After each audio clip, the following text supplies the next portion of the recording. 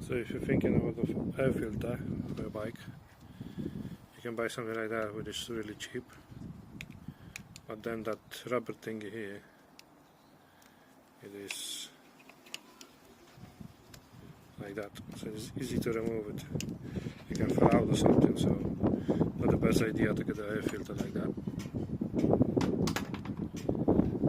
What I'm gonna swap it now is for a ram air, but it's more solid filter. It doesn't look like it's gonna fall apart, and the foam is sponge like that.